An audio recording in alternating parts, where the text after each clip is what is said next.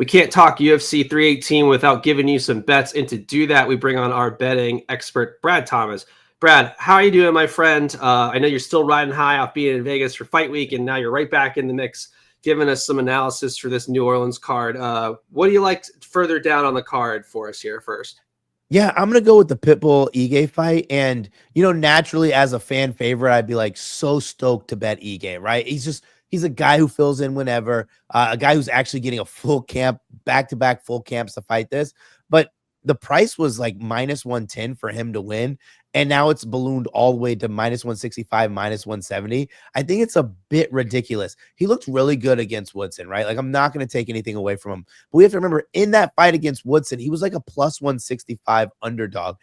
That was coming off back-to-back losses. And then on the other side of the cage, you have Pitbull, who fought like probably the best Yair Rodriguez we've seen since he's been in the octagon. It was a fight that basically had no opportunity for Pitbull to really even land any strikes. I think he connected on something like 20 or less significant strikes in that fight.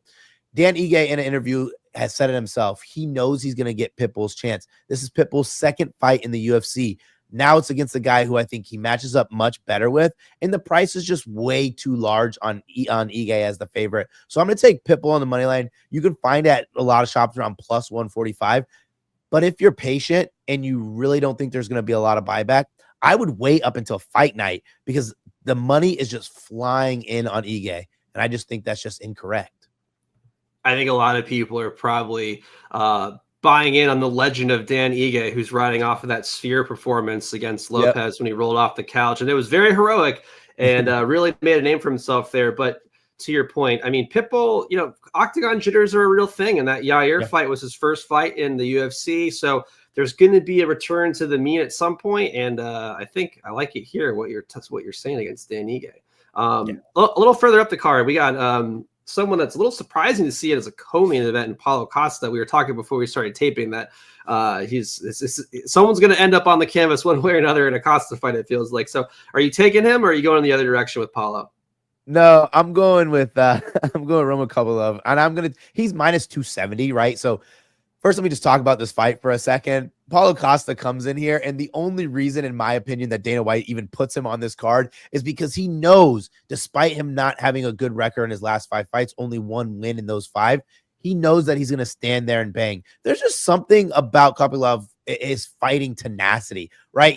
I wouldn't say he's the most polished striker, only landing about 50% of his strikes, significant strikes, but he's just one who's going to be willing to just stand in there and just try to demolish you. And I think Paulo Costa, after this gets past the first round and get deeper into the second and later rounds, it's going to wear on him. It's going to wear on him. And I think Kovalev takes his head off, right? He's coming off a really big knockout of Curtis. I think he does the same thing to Costa, but I just can't take the money line straight, right? Like, that just doesn't make sense, because there's the real possibility that one of these dudes gets their taking head off, and it could be either. I'm going to parlay it. I'm going to parlay it with another fight that there's no way that it can go the distance. I'm going to take the fight to inside the distance in the Poirier and Max Holloway fight, because those two dudes on Dustin's last fight, they're going to say, let's meet at the middle. Let's slug this thing out.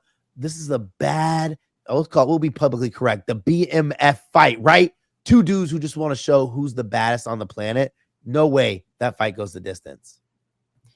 Yeah, going back to Costa, 1-4 in his last 5 fights. So again, shocking to see him on this. I love a good main card parlay. I actually lose most of my money on those, so I'll probably tell you on that. This main event though is a lot of fun. And I spoke to Max earlier, and he said that it's very, very definite that someone is pointing down on the canvas at some point to stand and trade. Surprisingly, these guys, this is the 3rd time these guys have fought, and neither one ended in a knockout. Yeah. The first fight way back in 2012, I believe, was Max's first fight as a 20-year-old, where he was submitted, and then of course the sequel was awesome, probably fight of the year candidate at that time. Do you like anyone straight up here, or are you just sticking it with the parlay there for this main event? I'm actually leaning Max Holloway here. Even though Poirier looks like he's put on a little bit of a little beef, right? He made the whole comments about when he's done fighting, he might shoot it up a little, get on the juice, and just get absolutely stacked. listen, and it's his last fight. I don't know what he's been doing behind closed doors, so he could come out as an animal, but it's just fighting with so much emotion. There's going to be the emotion of everything that he's doing for the very last time, right? And that starts all the way with the last day before weigh-ins, right? This last weigh-in, his last ceremonial weigh-in, the last time he's in the dressing room warming up, the last time they're putting that tape around his fingers for a full fight, that last time he's walking out to the cage, last time he's kissing his loved ones before he steps into the cage. All of that emotion can just trigger really, really immense amount of pressure.